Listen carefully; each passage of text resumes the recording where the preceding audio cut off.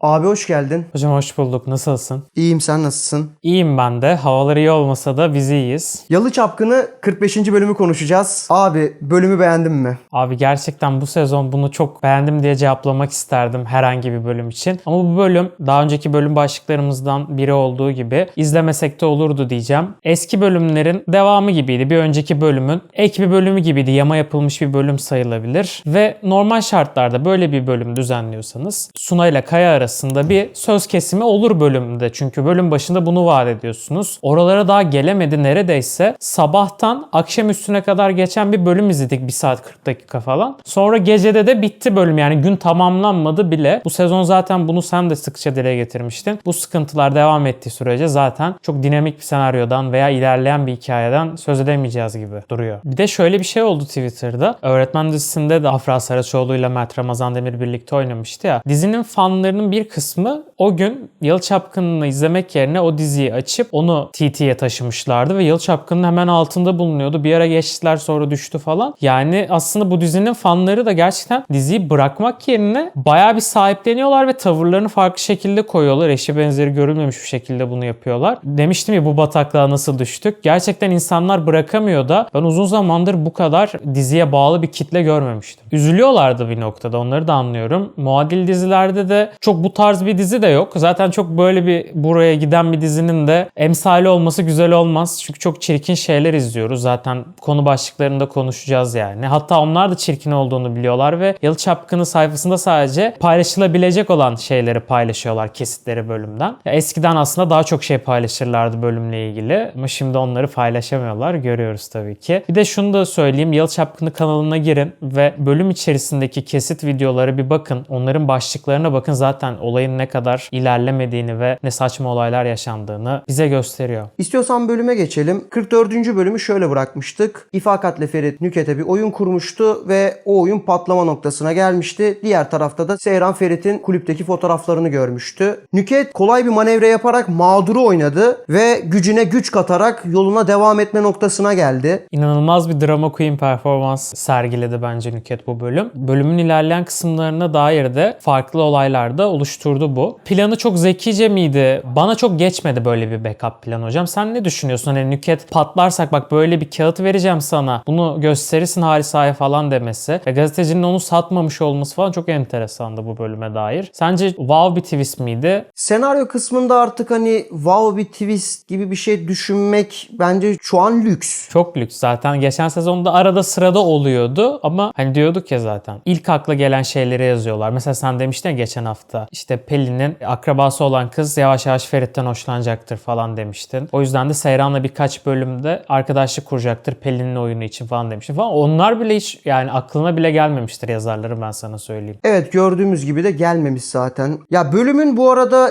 genel hikayesi Seyran'ın yalnızlaşma politikası üstünden yaratılan bir hikayeydi. Seyran herkes tarafından, ablası tarafından bir kere daha, babası tarafından bir kere daha. Ferit zaten sürekli Seyran'a sağdan vuruyor, soldan vuruyor tarzı bir durum var. Onun dışında zaten bölüme dair çarpıcı detaylar yoktu gibi bir şey. Tabii yani Seyran'ın Suna ile konuşması bence yine bölümün en önemli detaylarından birisiydi. Bir de tabii ki Ferit'le olan tartışmalarının ardından Seyran'ın bölüm boyunca gitgide yalnızlaşmasını izledik. Ya şimdi şöyle bir şey var. Seyran'ın Suna ile olan sahnesinde özellikle Kaya ile konuşması falan. Bunlar onun hiç yapmayacağı şeyler bence. Diziyi izlerken sen bana mesaj attın ve dedin ki Seyran'la benim artık bir bağım yok. Seyran'la bağı koparttılar dedin. Bir izleyici olarak galiba Seyran'la olan özdeşim kurma olayı tamamen kaybolmuş durumda, öyle değil mi? Evet ya, öyle bir duruma getirdiler ki karakteri sanki gerçekten ablasını kıskanıyormuş, onun mutlu olmasını istemiyormuş gibi bir hale soktular. Elini yüzüne bulaştırması okey olabilirdi bu bölüm ama o kadar saçma bir şekilde eline yüzüne bulaştırdılar ki karakterin yaptıklarını. Hiçbir şeye ses çıkaramayan birine dönüşmeye başladı. Babasıyla konuşurkenki diyaloglarda da sen kocanı tutamıyorsun bak ne yapıyor kızlarla falan demesini geçtim. Seyran'ın Kaya'yla diyalogları falan yani acayipti. Suna ile olan diyalogları çok enteresandı. Bir de tabii ki de Ferit'in fotoğraflandığında onunla öpüşen kızla olan diyalogların ardından onu takip etmesi de çok akıl almaz, saçma sapan bir olaydı. Yani Seyran özelinde resmen bağımızı kopardılar yani yazarak. Bunu başarmak da güçtür. Onun yerine Pelin'le empati kurmamızı istiyorlar ve Pelin'e yazılan sahnelerde daha güzel ve daha dramatik, yapıya da uygun bir şekilde kaliteli yazılmaya başladı bu sezon. Keşke geçen sezon sezonda Pelin'i bu kadar iyi yazsalardı insanlar bu kadar sıkıntı yaşamasaydı yani. Çok tuhaf gelmeye başladı bu durum bana. Seyran özelinde şöyle bir şey soracağım sana. Sanki bu bölümün hikayesinde Ferit'in fotoğraflanma olayını öğrendikten sonra Ferit'e ses çıkaramadı ve saracak birine ihtiyacı vardı. O da Suna Kaya ilişkisiymiş gibi bir yere gitti bölüm. Çok saçma değil mi? Ne alaka? Ferit'in peşinden gitmesi lazım orada. Bırak şimdi Suna Kaya'yı. Geçen bölüm zaten sen Suna ile kapıştın bunun için. Yine aynı bölümde yine kapışıyorsun. Zaten senin ablanla aran limoniydi. Şimdi herkesle aranı açtın yani. Bir de şöyle bir şey de var abi. Bu sezon hep diyoruz ya bir olay başlıyor. Herkes aynı olayı bölüm boyunca konuşuyor. Herkesin cephesinden bu olayları görüyoruz. Ya bunu bırakmak lazım. Bir sürü yeni hikaye çıkartabilirsiniz ya. Bahsettiğin şekilde bu bölümde ne oldu? Fotoğraf ortaya çıktı. Kazım öğrendi, Hattuç öğrendi. Zamanla Yalı'dakiler öğrenecek, muhtemelen öbür bölüm olacak bu. Yani yine bir olay patladı ve yine herkesin öğrenme sürecini izliyoruz. Yani bu senaryo yazma stili seni kaç bölüm daha götürecek? Bir olay yaratıp bütün Yalı'nın öğrenmesi vallahi bilmiyorum ama ufak ufak bundan da sıkılmaya başladık gibi. Zaten diziden sıkılıyoruz ama Ya kesinlikle öyle. Buna da çok fazla bir şey de demek istemiyorum, istersen diğer konu başlıklarından devam edelim. tabii bölümün diğer tarafında da İfakat'in Ferit'in peşine adam takması olayı vardı. Sana bir şey soracağım orada. Hani tek şoföre düşürülmüştü olaylar.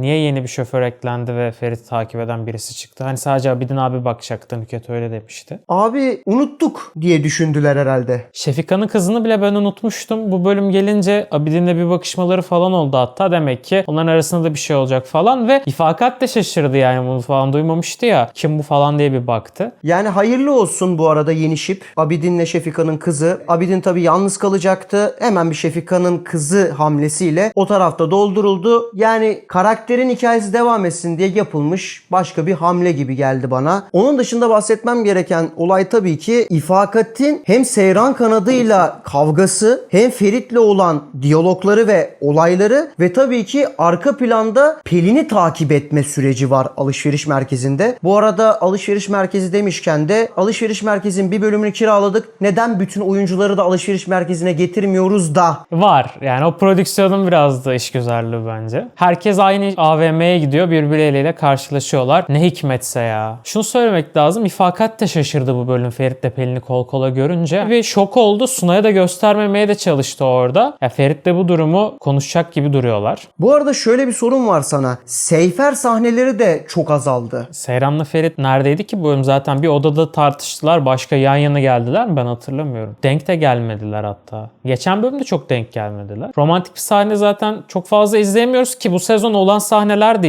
iç açıcı değildi. Yani hakim değiller ikisinin birazcık konuşma tarzlarına. Onun harici şunu da söylemek lazım. İfakat mevzusuna biraz devam ettirirsek. Bu bölüm Sunay'la da bir diyaloğu vardı. Hani daha önce ilişki yaşadı mı falan tarzı ilginç bir soru sordu. İşte çıplak görmek falan istedi. Daha önce seni hamamda görmüştüm. Yani niye şimdi çekiniyorsun falan tarzında konuştu. Orada şu güzel detaydı. Sunan'ın suratının ekşimesi, Evet. ya yeter kardeşim bu toplum gibi bir düşünceye bürünmesi çok gerçekti. Soğukkanlı kalmasının yanında bir yandan da duygusunu mimiklerle vermesi gereken bir sahneydi. Bunu iyi başarmış. Geçen bölümde tam tersi dışa vurumcu bir şekilde oynaması gereken bir sahne vardı Seyran'la tartışırken. Onu da iyi oynadı. Ya şu ana kadar memnundur bence yönetmen de. Orhan yine yoktu. Orhan yine yoktu. Onun bir programı falan mı var acaba? Yine çok az bir sahnede vardı ama diyaloğuna çok bayıldım. Dicle'nin yanına giderken hani yılda hep böyle şeyler oluyor zaten. Kıyamet kopması doğal gibi bir tepki verdi hani. Gerçekten abi söz kesilecek Orhan yok evde falan böyle. İnanılmaz. Sen mesela videonun başında şundan bahsetmiştin abi. Ben Suna ile Kaya'nın söz kesimini bu bölümde izlemek isterdim diye. Öyle olmalı zaten. Neden böyle bir tercih? Nedeni diğer bölüme sarkıtalım. Hem bir söz olurken hem de Ferit'in asıl olayının patlamasını da bir yandan yapalım ve ne olsun Suna'nın mutluluğu engellenmiş olsun en mutlu gününde. Bu tarz bir skandalın patlamasıyla ana odak tekrardan Seyran'la Ferit'e kaysın diye düşündüler büyük ihtimal. Ama tabii bunu da bu kadar göstere yapmak saçma. Bu bölüm olsaydı bitseydi zaten sorunlar çıkacak hep aralarında. Ayrıca şundan da bahsetmek lazım. Artık Seyran karakterinin içinin tamamen boşaltıldığından bahsetmekle beraber bir bakıma Yalı'daki bütün karakterlerin neredeyse içi boşaldı diyebiliriz. Yani bir tek ilerleyen Ferit hikayesi gibi bir şey var sanki. Yani evet, Ferit'te bir istikrar yakalayabiliyorlar çoğu zaman bu bozsalar da çocuğu. Onu zaten ilerletmekte bir sıkıntı yok. Çünkü çok basit bir düşünce yapısı var ve akabiliyor yani. Çok Türk televizyonlarında gördüğümüz zaten karakter tiplemesi olduğu için sıkıntı yaşamıyoruz ama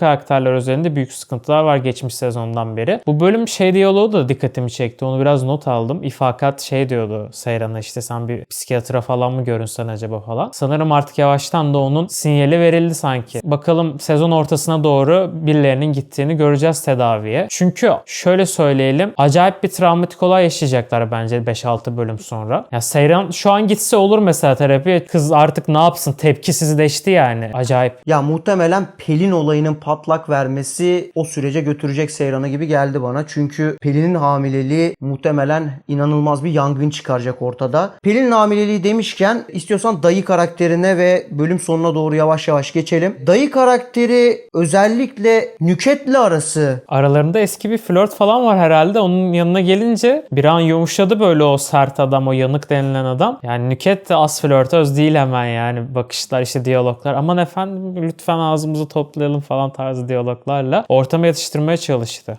Tabi dayı bir de Ferit'i öğrendi. Nüket söyledi onda, ya inanılmaz şeytan kadın var ya. Tam bir satranç var Nüket İfakat arasında. Bir de dinledi ya bu olayları bölüm finalinde, arkada saklandı falan. İlginç şeyler seyredeceğiz gibi o kanatta. Fragmanda gördüğümüz gibi acaba Seyran Pelin'le Ferit'i yakalayacak mı süsüyle beraber? Tabii ki de yakalamadı. Ferit ve Pelin Şehmuz'un yalısına gittiler ve Ferit garip bir şekilde racon kesti. Daha önce de yapmıştı hatırlarsak. Diğer ailede de aynı şeyi yapmıştı. Hatta dövmüştü çocuğu. Ondan sonra çocuğun babası gelmişti. İhsanlılar ailesinde. Ondan sonrasında da Ferit'i abiyle beraber göndermişlerdi hiç onlara dokunmadan. Bu bölümde de benzer bir Ferit Korhan izledik. Onun açısından tutarlı bir durumdu. Zaten sinirleri had safhadaydı. Ama raconuna karşılık da bir racon geldi sanki dayıdan da. O racon neydi? Dayı dedi ki sana 2 seçenek. 1. Karını boşarsın ve adam gibi gelir Pelin'i benden istersin dedi. 2. Burada Pelin'i ve karnındaki çocuğu son kez görürsün. Yalıdan çıkıp gidersin ve bir daha ikisini de arayıp sormazsın dedi. Ben 2'yi seçiyorum. Ne olur 2 olsun yani. Burada dizi bitse de olur mesela. 2'yi seçse final yapsa benim için hiç sıkıntı değil mesela. Ve son olarak da dedi ki başına buyruk davranırsan benim dedi lakabım Yanık Şehmuz'dur. Seni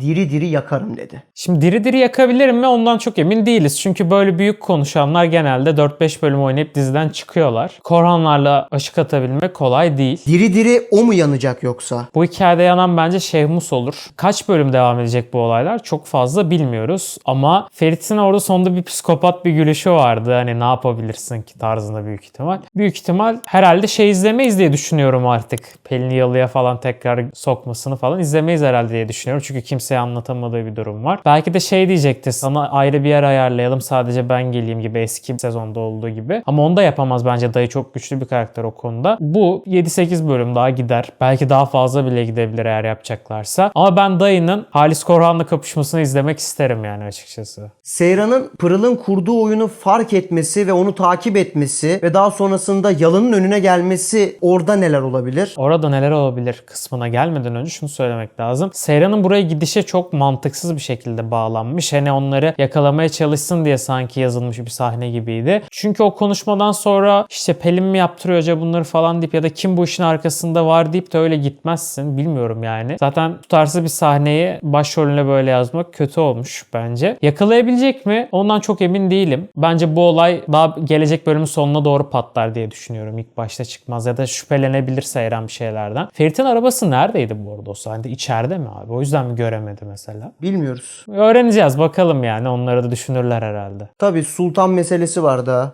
Gazeteci meselesi daha gidecek. Bu arada yani inanamadığım bir durum var. Çok durum var. Hangisi abi inanamadığın durum? Özellikle sahneyi gördükten sonra nasıl aklımızla dalga geçildiğini bir kere daha yüzümüze vuran bir sahneydi. Gazeteci Pelin'le Ferit'i çekmiş abi. Ya bu gazeteci de ne büyük adam ya. Yani buna magazin departmanının başına geçirmeli bence. Bir kanal, İstanbul'da tek fizyoterapist Talih mi diyorduk? Şimdi de şunu diyorum ya, İstanbul'daki tek magazinci adam bu mu yani? Bu mu paparazilik yapıyor ve neden sürekli Ferit'e takmış bir şekilde? Ya ben şunu anlamadım. O sahneyi gördüğüm anda dedim ki ne alaka?